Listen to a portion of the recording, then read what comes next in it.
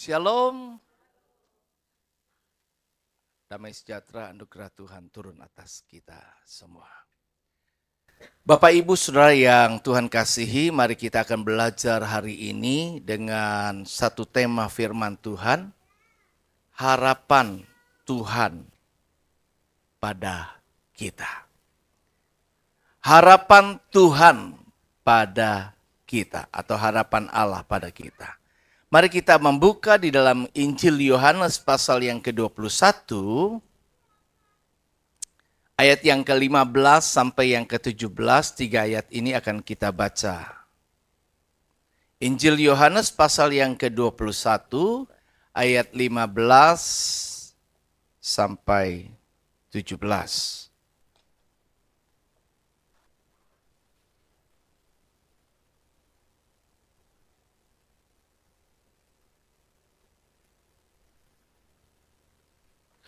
Oke, yuk kita baca bersama-sama dari tayangan yang sudah disiapkan ya. 2, 3. Sesudah sarapan, Yesus berkata kepada Simon Petrus, "Simon anak Yohanes, apakah engkau mengasihi aku lebih daripada mereka ini?" Jawab Petrus kepadanya, "Benar Tuhan, engkau tahu bahwa aku mengasihi engkau." Kata Yesus kepadanya, "Gembalakanlah domba-dombaku." Kemudian ayat yang ke-17. Oh iya, saya kontrol. Boleh dibantu ya. Kata Yesus, ayat 16. Ya, kata Yesus pula kepadanya untuk kedua kalinya, "Simon anak Yohanes, apakah engkau mengasihi aku?" Jawab Petrus kepadanya, "Benar Tuhan, engkau tahu bahwa aku mengasihi engkau." Kata Yesus kepadanya, "Gembalakanlah domba-dombaku." Kata Yesus kepadanya untuk ketiga kalinya, "Simon anak Yohanes, apakah engkau mengasihi aku?" Maka sedih hati Petrus karena Yesus berkata untuk ketiga kalinya, "Apakah engkau mengasihi aku?" Dan ia berkata kepadanya, "Tuhan, engkau tahu segala sesuatu, engkau tahu bahwa aku mengasihi engkau." Kata Yesus kepadanya, "Gembalakanlah domba-dombaku."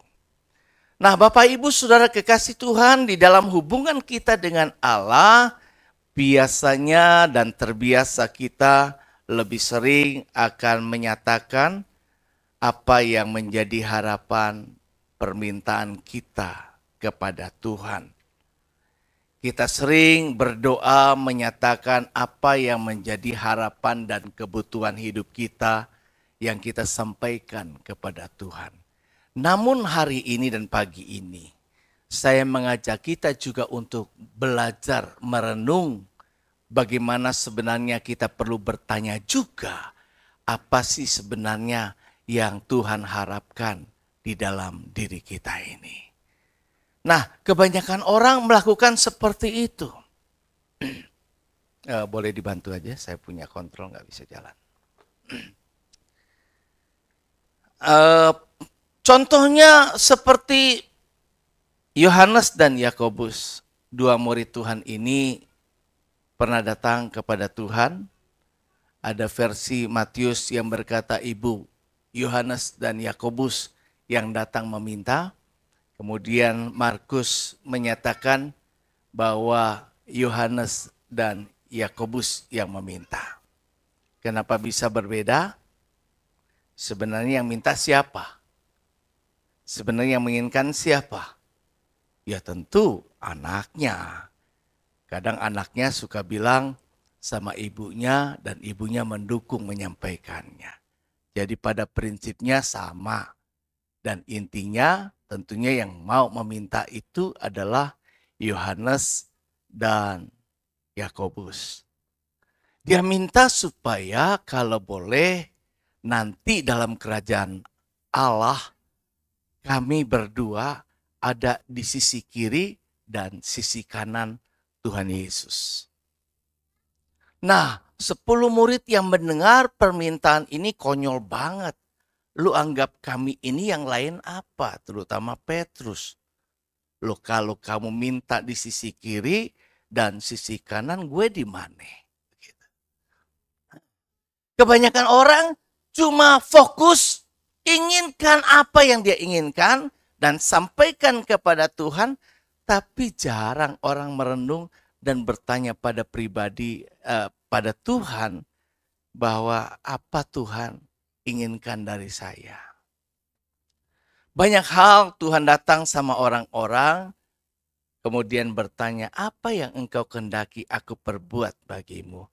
Dan ketika kita datang kepada Tuhan hari ini, apa yang Tuhan mau dari saya? Apa yang Tuhan kehendaki saya lakukan? Nah, ada beberapa hal yang perlu kita sadari dari konteks apa yang sudah kita baca. Setelah kebangkitan Yesus, murid-murid kembali mereka kepada pekerjaan menjala ikan. Di tepi danau Tiberias, Yesus menampakkan diri kepada mereka. Mereka belum mengenali sebelumnya. Mereka sibuk dengan pekerjaan. Kemudian Yesus berteriak, "Hei, adakah lauk pauk padamu?" Mereka sadar mereka gagal karena semalam-malaman menangkap ikan tidak ada yang didapat. Padahal mereka ini sudah kawakan sebelumnya. Atau mungkin karena mereka udah lama gak lakukan pekerjaan mereka, sehingga mereka lupa menangkap ikan, caranya gimana? Enggak juga. Biasanya orang yang pernah melakukan itu rutinitas sehari-hari masih setidaknya memiliki keterampilan dan pengetahuan. Tetapi hari itu gagal. Namun Yesus berkata, walau mereka belum mengenali, supaya kembali menebarkan jalannya di sebelah kanan perahu. Wah, ini mah udah pernah. Tapi karena engkau yang menyuruhnya, aku melakukannya juga, dan akhirnya mereka mendapatkan hasil. Kemudian ditulis Alkitab, setelah itu mereka ke darat, setelah dikenali ternyata ini Yesus. Singkat cerita, mereka sarapan dengan ikan hasil tangkapan. Nah, setelah mereka sarapan, kemudian Yesus bertanya kepada Petrus khususnya, yang memang seringkali menyatakan sangat spontanitas. Bahkan berkata, Tuhan, sekalipun yang lain gugur, aku enggak. Tapi Yesus ingat, Petrus, engkau yang begitu berkata, begitu luar biasa berjanji, enggak akan goyah imanmu, sekalipun yang lain goyah, tapi engkau sudah 3 kali menyangkal aku. Maka Yesus ingin bertanya kepada Petrus secara pribadi. Simon anak Yohanes, apakah engkau mengasihi aku lebih daripada semua ini? Dengan mudah spontanitas seperti biasanya, Simon menjawab, tentu dong, saya sangat mengasihi Tuhan. Namun setelah Yesus bilang, gembalakanlah domba-dombaku, kembali lagi tidak berhenti. Yesus kembali bertanya kedua kalinya. Kali ini pertanyaannya agak berbeda. Simon anak Yohanes, apakah engkau mengasihi aku? Dia tidak lagi bertanya apakah engkau mengasihi aku lebih dari semua ini.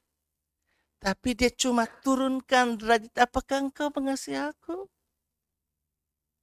Masih dijawab yang sama Simon Petrus. Sampai akhirnya ketiga kali juga Yesus bertanya hal yang serupa dengan pertanyaan kedua. Simon anak Yohanes, apakah engkau mengasihi aku? Kadang kita bisa dengan mudah berkata, aku mengasihi Tuhan. Aku mengasihi engkau, Yesus. Dengan gampang. Kita bisa berkata, aku mengasihi. Tapi ucapan kita yang kita ucapkan ini, apakah juga kita lakukan seperti ucapan kita. Nah, mengapa sih, slide selanjutnya ya. Mengapa sih Yesus harus bertanya kepada Simon sebanyak 3 kali?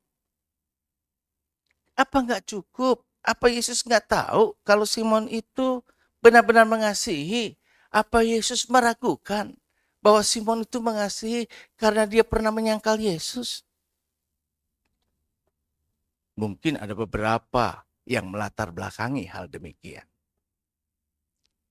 Tapi ternyata kita belajar bahwa kenapa Yesus bertanya kepada Simon sampai 3 kali. Karena Yesus ingin Simon sadar. Pertanyaan Yesus kepada Simon di dalam bahasa aslinya diterjemahkan sebagai, apakah engkau mengasihi aku dengan kasih agape yang melebihi dari semua yang lain? Terus Simon menjawab dalam bahasa aslinya lagi bahwa, ya Tuhan, aku mengasihi engkau dengan kasih filia. Nggak nyambung. Apakah engkau mengasihi aku dengan kasih agape? Ya Tuhan, aku mengasihi engkau dengan kasih filia. Maka pertanyaan kedua lagi, ya sudahlah, diturunkan begini. Simon anak Yohanes, apakah engkau mengasihi aku? Yesus mau yakinkan benar, kamu mengasihi aku dengan kasih filia. Ya Tuhan, gak berubah. Aku mengasihi engkau cuma dengan kasih filia. Sekali lagi juga ditanya. Sekali lagi 3 kali jawaban Simon cuma sama. Yaitu dia cuma mengasihi Yesus dengan kasih filia. Tuntutan Tuhan, harapan Tuhan adalah Simon Petrus mengasihi Tuhan seperti Tuhan mengasihinya. Sekalipun engkau sudah menyangkal aku 3 kali. Sekalipun engkau begitu menggebu-gebu menyatakan cintamu kepada aku yang tak tergoyahkan. Bahkan melampaui yang lainnya. Tapi Allah tetap mengasihi Simon Petrus. Apa adanya. Jadi apa yang Tuhan harapkan sebenarnya? Yang pertama adalah kualitas kasih yang sama. Seperti Allah mengasihi. Apa yang Allah inginkan dari saya dan saudara adalah kualitas kasih kita kepada Tuhan seperti Tuhan mengasihi kita. Kalau dia mengasihi saya dengan kasih agape, yang Allah harapkan juga adalah saya mampu bisa mengasihi Tuhan dengan kasih agape. Kasih yang tak bersyarat. Kasih yang tidak bermotif. Kasih yang tulus. Kasih yang melampaui semuanya. Yang membuat ia bisa menempatkan Tuhan di atas segala-galanya. Yang bisa membuat dia bisa memilih Tuhan dibanding dari yang lainnya.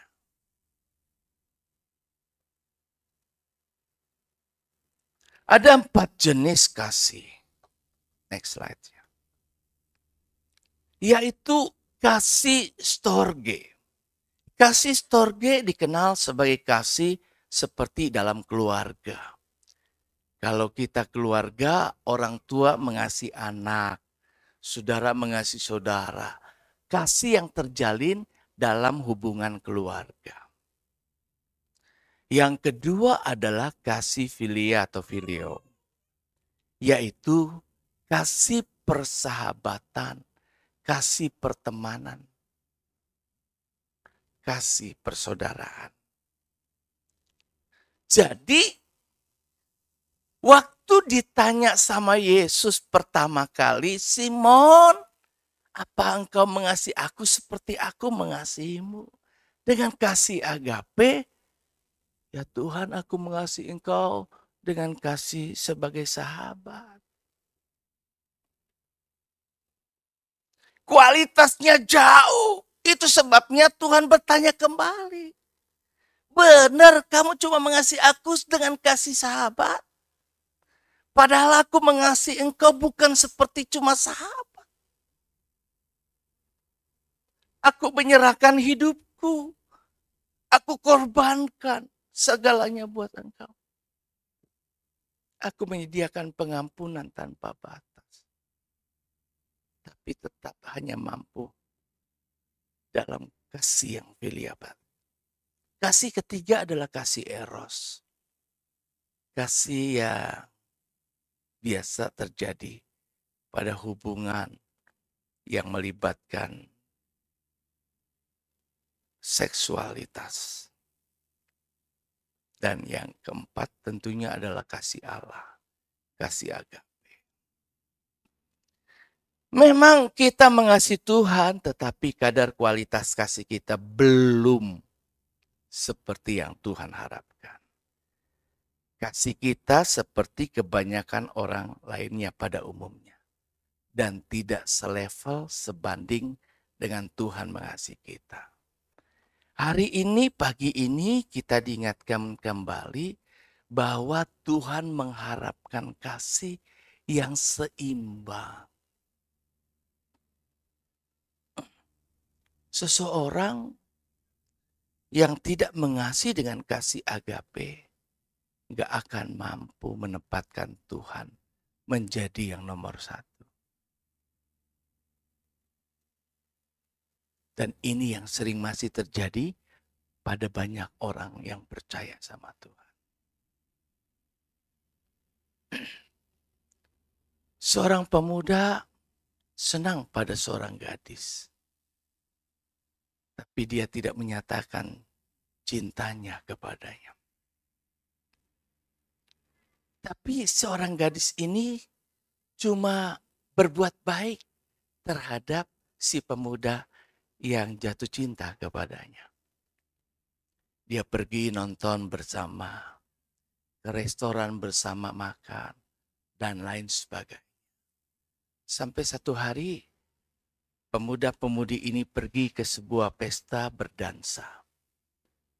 Di momen itulah, si pemuda ini memberanikan diri untuk menyatakan cintanya kepada si pemudi ini. Sesungguhnya selama ini aku telah mencintai engkau. Apakah engkau mau menjadi pasangan? Pemudi ini berkata, memang aku suka kepada kamu. Aku baik kepadamu. Selama ini aku senang bisa menjadi sahabat. Tapi maaf, aku tidak mencintaimu. Halilintar di tengah hari bolong. Rasanya menyambar di hati pemuda ini. Dia pikir selama ini kebaikan yang dia terima dari seorang pemudi, bahwa pemudi ini mengasihi dia. Tapi ternyata hanya sebatas persahabatan. Begitu juga seringkali saya dan saudara terhadap Tuhan. Tuhan berpikir berharap bahwa kita benar-benar mengasihi dia seperti dia mengasihi kita. Tapi ternyata kita cuma senang ada di gereja. Kita senang bisa melayani. Kita senang begini dan begitu. Tapi yang sesungguhnya kita belum jatuh cinta yang benar kepada Allah. Yang kedua, apa yang Tuhan harapkan daripada kita? Yaitu mengasihi Tuhan dengan sepenuh hati. Karena ternyata kebanyakan orang tidak bisa full heart. Masih ada sebagian sisi yang lain yang dia cintai. Masih ada sisi lain yang membuat dia lebih berat. Tidak sepenuh hati. Itu sebabnya Alkitab menulis bahwa rangkuman dari semua perintah Tuhan intinya diperas cuma ada 2 hukum. Yang pertama dan terutama adalah Markus 12 ayat 30 berkata, kasihilah Tuhan Allahmu dengan segenap hatimu. Segenap hati. Segala sesuatu yang dikerjakan tanpa hati cuma setengah-setengah. Nanggung gak sungguh-sungguh. Segenap jiwa yang mengendalikan keinginan kita, apa yang saya mau. Diutuhkan, sepenuhnya diperuntukkan untuk Tuhan. Segenap akal budi, pikiran kita, logika kita. Dan segenap kekuatan daya kemampuan kita. Allah inginkan semuanya itu diberikan kepadanya. Tanpa tersisa. Atau disisakan untuk yang lain. Itulah yang diinginkan oleh Tuhan. Di dalam Yosua, next slide-nya, pasal 14, ayat 6 sampai 14 kita bisa membaca bagaimana Hebron akhirnya diberikan kepada Kaleb. Waktu bangsa ada Bani Yehuda datang menghadap Yosua. Mereka kepengen dapat jatah hasil tanah. Kemudian ada Kaleb di situ. Dan Kaleb juga berkata, ingat bahwa pada waktu lalu ketika aku masih muda, di usiaku 40 tahun, aku diutus Musa bersama dengan 11 yang lainnya, termasuk dengan engkau, Yosua, untuk mengintai negeri Kanaan. Aku melihat bahwa negeri Kanaan berlimpah susu dan madunya. Memang ada banyak orang-orang raksasa di sana.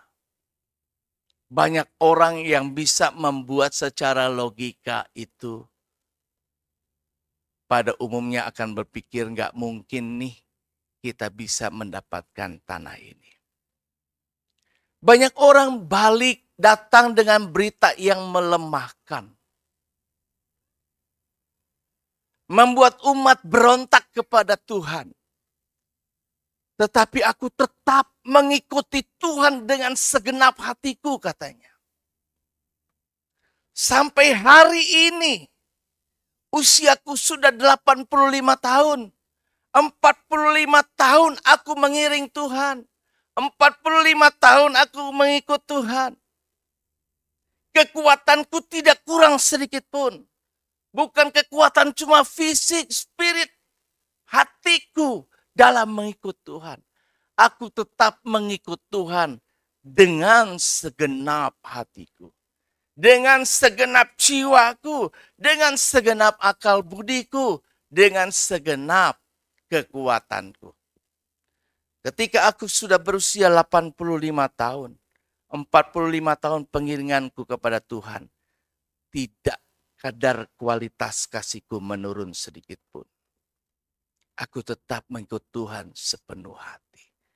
Itu yang memampukan aku tetap bergairah, tetap bersemangat untuk maju berperang mengalahkan musuh-musuh Israel dan merebut tanah Kanaan itu.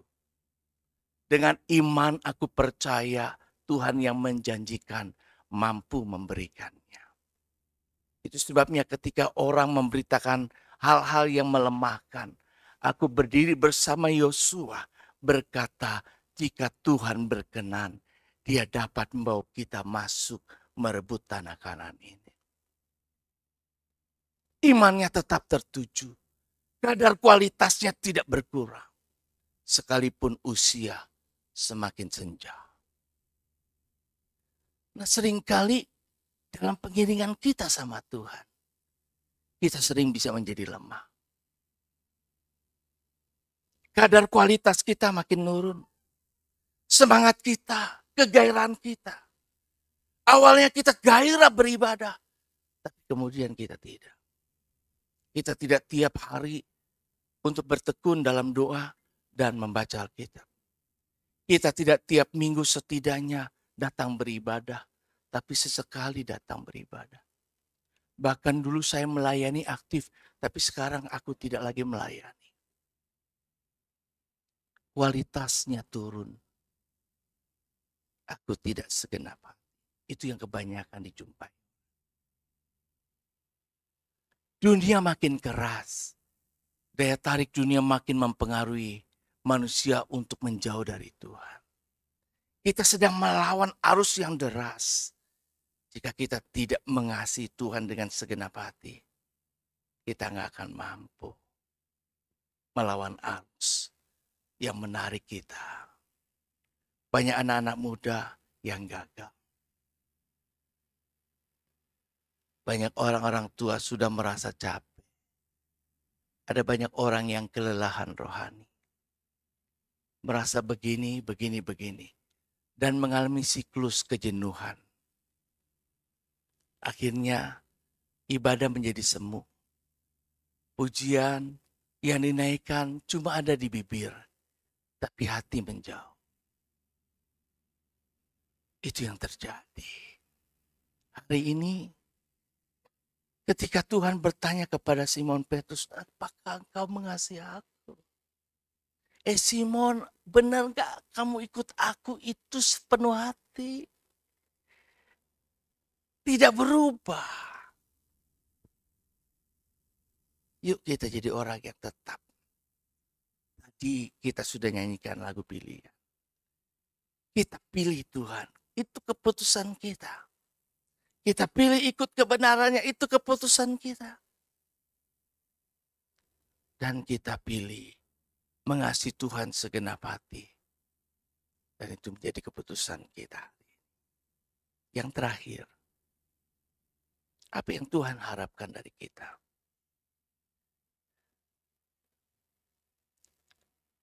Yaitu melayani. Seperti Yesus melayani kita.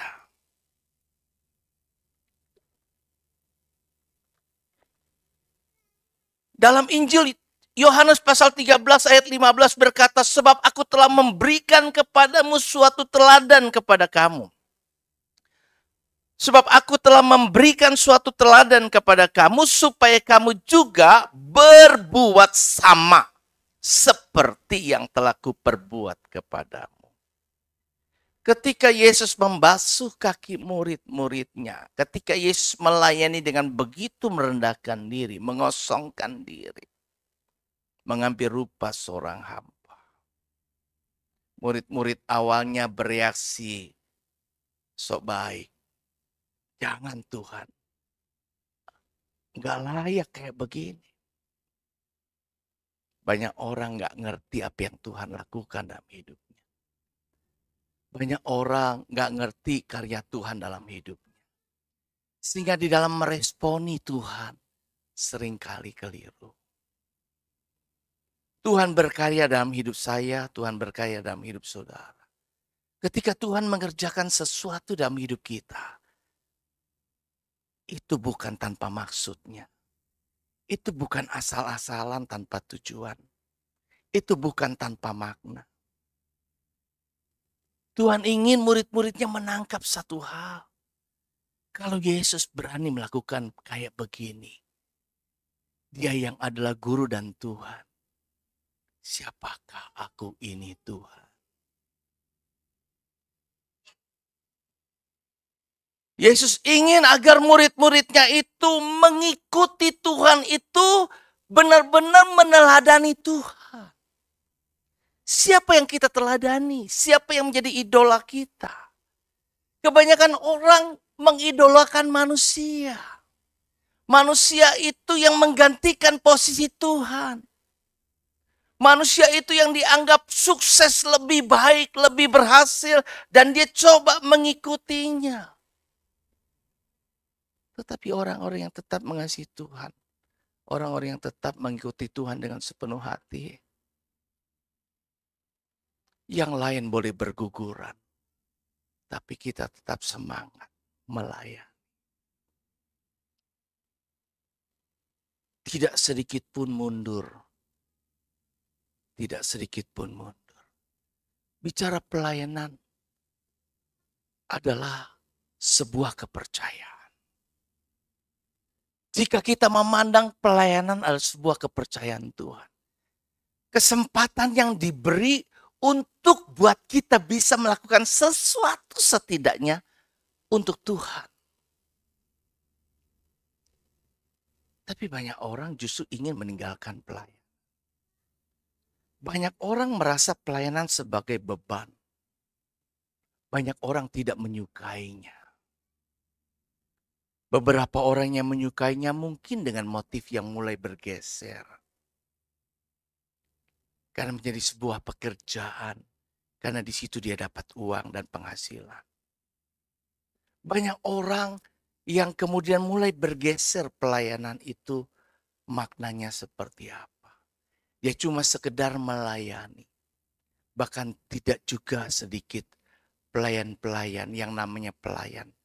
Tapi nggak mau mengatur, nggak mau diatur, tapi mau mengatur. Dia mau melayani dengan syarat. Dia mau melayani dengan apa yang dia bisa dan dia mau.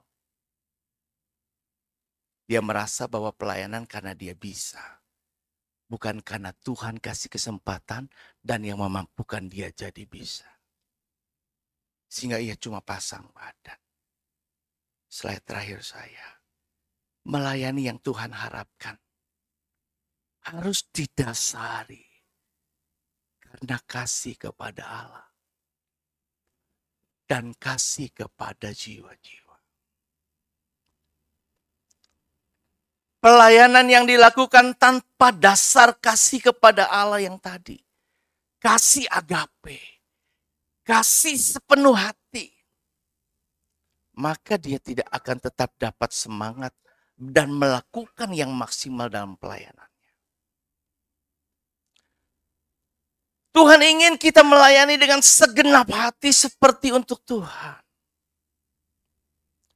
Melayani domba-domba Tuhan sama dengan melayani Tuhan. Jadi melayani itu menjadi sangat penting karena yang kita layani itu Tuhan. Dan kita seringkali bukan tahu. Istilah yang dikenakan kepada orang yang melayani Tuhan adalah pelayan Tuhan, bukan? Jadi dia pelayannya Tuhan, bukan pelayan manusia. Bukan pelayan gereja. Bukan orang yang melayani cuma karena seperti pekerjaan di sebuah perusahaan, institusi, gereja. Tapi dia melayani yang maha tinggi. Kesempatan bisa melakukan untuk Tuhan. Diberikan dan dibukakan lebar-lebar kepada semua orang yang mengasihi. Sebelum Tuhan beri perintah, gembalakanlah domba-dombaku. Tuhan mau pastikan dengan pertanyaan, apakah engkau mengasihi aku dengan kasih agape? Allah tidak ingin menyerahkan pelayanan ini yang begitu penting sebelum engkau benar-benar, aku tahu engkau mengasihi aku. Jadi layani karena kita mengasihi Tuhan. Layani karena kita mengasihi jiwa-jiwa. Jiwa-jiwa itulah objek pelayanan kita. Dialah sasaran kita. Saya tidak melayani kegiatan. Saya bukan melayani acara-acara doang. Event-event. Kalau itu orang dunia bisa kerjakan. Orang-orang profesional bisa isi. Tapi saya melayani jiwa-jiwa. Yang saya layani ini orang-orang yang harus masuk ke surga. Itu sebabnya kita nggak cuma sekedar melayani, tetapi katanya Tuhan itu bukan layanilah, tetapi gembalakanlah. Gembalakan itu berkenan dengan adanya domba yang harus diarahkan, yang harus diberi makan, yang buat dia sejahtera gemuk, yang buat dia sehat bertumbuh. Pelayanan apapun bentuknya adalah pelayanan yang dikerjakan agar jiwa-jiwa ini dibawa dekat sama Tuhan. WL, pujian, semua pemusik menciptakan suasana atmosfer yang membuat dan menghantar jemaat untuk datang menyembah Allah dengan hati yang benar. Menyembah Dia dalam roh dan kebenaran. Itu sebabnya perlu dilakukan persiapan yang baik. Kesungguhan hati. Karena orang yang mengasihi Tuhan dengan segenap hati selalu ingin memberikan yang terbaik bagi orang yang dikasihinya. Tanpa diminta. Tanpa terpaksa. Tapi hatinya pasti ingin melakukannya. Ada dari hati, lubuk hatinya. Selalu ingin lakukan itu. Jika kesadaran ini ada pada semua orang yang percaya sama Tuhan. Apa yang bisa kita kerjakan? Pasti kita kerjakan. Orang-orang mencari pelayanan. Orang-orang mencari pekerjaan maksud saya. Iya, orang butuh pekerjaan. Orang butuh lowongan. Tapi orang-orang yang mencari pelayanan itu jarang.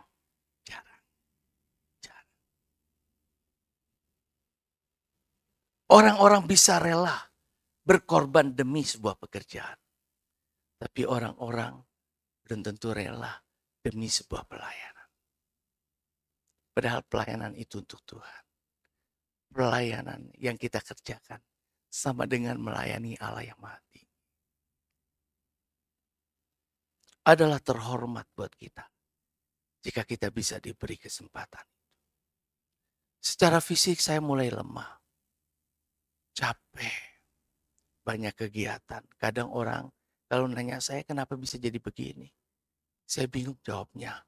Sehingga saya bilang begini, mendingan CCTV disorotin ke saya, kamu lihat sepanjang waktu apa yang saya lakukan.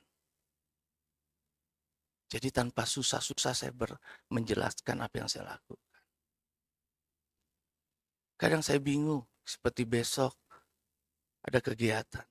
Saya kadang-kadang kalau saya ditawar sebuah pelayanan, saya nggak pernah menolak. Sulit buat saya untuk menolak. Ketika saya diminta pelayanan untuk di API, Asosiasi Pendeta Indonesia, saya lakukan.